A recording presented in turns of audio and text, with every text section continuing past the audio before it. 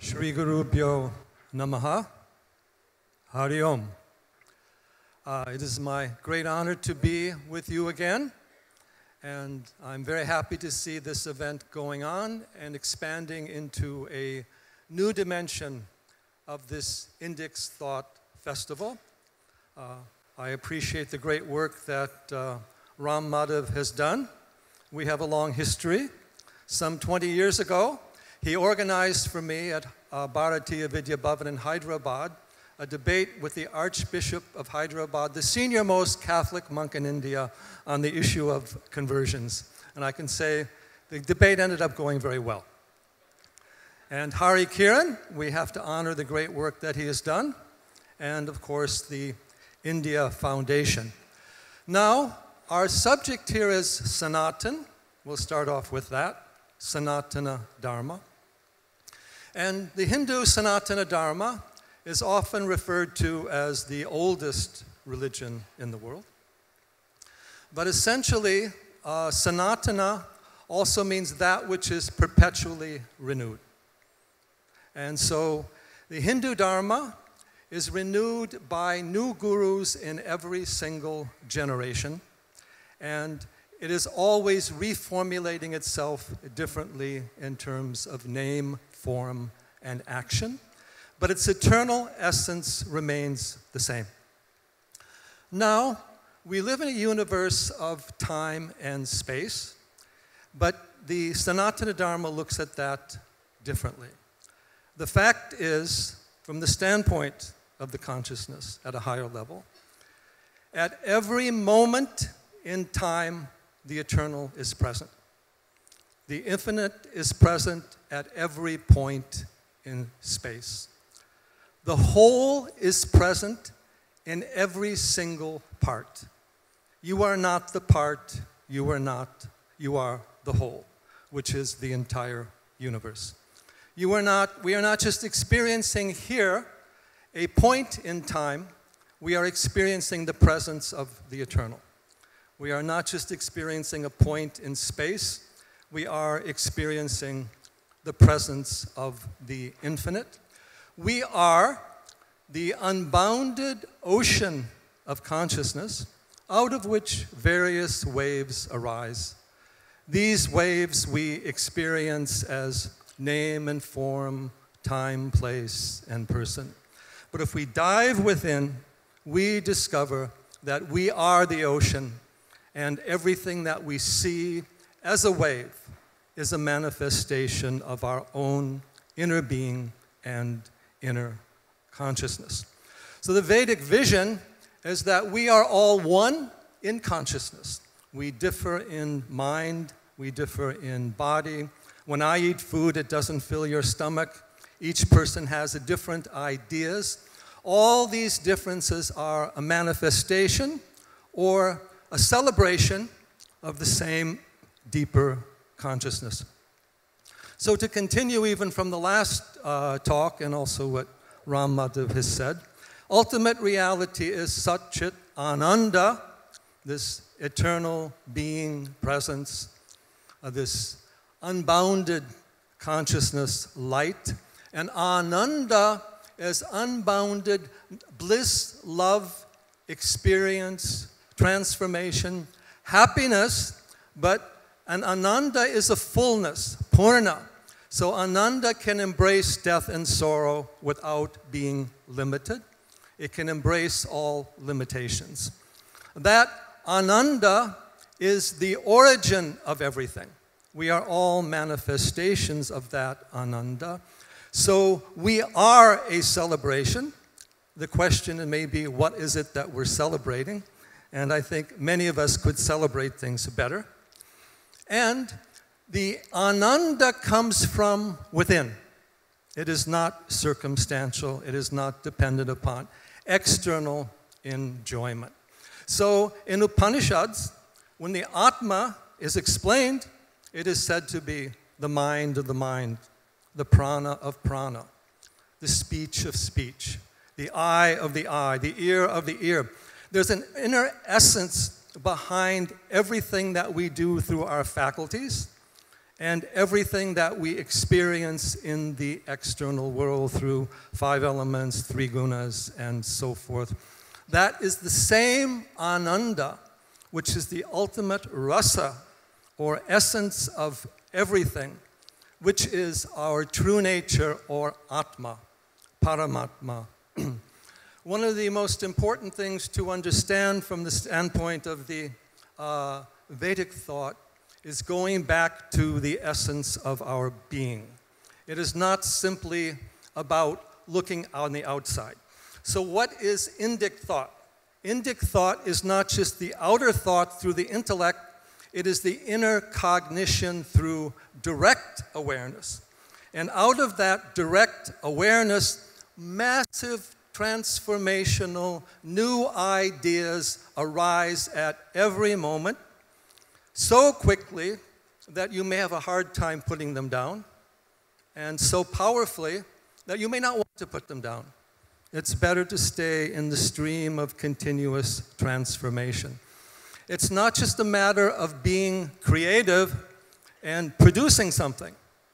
It is the matter of living in the creative state in which there is, as they say, sakrit vidyut, perpetual lightning. That is the Vedic vision of light. Now, the Indic thought goes back to the Vedas, and Vedas are rooted in the mantra. And the mantra, of course, is Om Pranava, or the primordial sound. But that mantra is the very vibration of space. There is a lightning or a Shakti that is pervading all of space, which is not simply the material space, but the space of consciousness itself. So in the Indic thought, the nature, we go back everything to the origin, and not only the origin, but the perpetual existence of this transformation through and beyond time and space at every single moment. So this type of thinking is much more, this type of inspiration is much more than an intellectual festival or an intellectual development. It is much more than simply the usual artistic inspiration. It is the ultimate way of cosmic thinking that is spontaneous and inherent in the cosmic mind. It is the ultimate way of cosmic creativity that is pervasive around developing, transforming everything at every moment. From that Om or Pranava, the entire universe is in a state of continual creation, development, transformation, and transcendence at every moment. That Om or Pranava is Lord Shiva, the Supreme Yogi. That Om or Pranava is the Adi Guru of yoga in Yoga Sutras. That Om or Pranava is the foundation of all the sounds or the mantras. And I believe, relative to Lama Senton, I would also say, I believe Om is also Shunyata. Om is Akasha. Om is Kam. Om is the supreme space that holds everything. So I would have to say that we are always living in an Indic thought festival. And some of us have realized that, and some of us have not.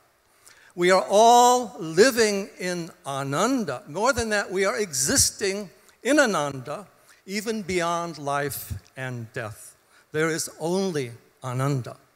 But Ananda is not an exclusive emotion of pleasure versus pain or happiness versus unhappiness. Ananda is the ability, the fullness of feeling in which we can embrace fully in unitary consciousness, wholeheartedly, and at every single moment, the entire universe within us. The Vedic view is that the entire universe dwells within the hearts of each one of us as our true self, the Atma, as our true person, the Purusha, as our true nature, and it is always accessible to us if we are willing to turn around and look within. So the basic message of all the Indic thought is there is knowledge on the outside of name, form, and number, but there is a deeper knowledge that happens when we turn within. So when we turn within, the mind can become like a mirror, and not only mirror reality, but mirror and reflect all of infinity. So the ultimate transformational thought is this deeper viveka, this deeper discernment, this detachment born of fullness. And in that process, all sorrow comes to an end, and we become the masters of our own existence. To put this into terms of modern technology, the body is your outer instrument, like the vehicle that you drive, the car that you drive, the vehicle that you take. The mind is your inner instrument, like your software, like in your computer, like all the processing that goes on. But you are that inner awareness for which these are merely instruments, and that governs them within by the light of awareness. And we, our consciousness, the sadhana we need to do is continuing or developing moment by moment awareness. In the Vedantic thought and in the reality, your true self is the self behind waking, dream, and deep sleep, not just the self of the waking state. The waking state is a kind of more collective dream that we are experiencing together that has karmic ramifications that we definitely must take seriously. The dream state is a more general, subjective dream, individual basis. Deep sleep, we go back into that primordial avidya, the ignorance, the limited knowledge, the not knowing that is the root of our existence.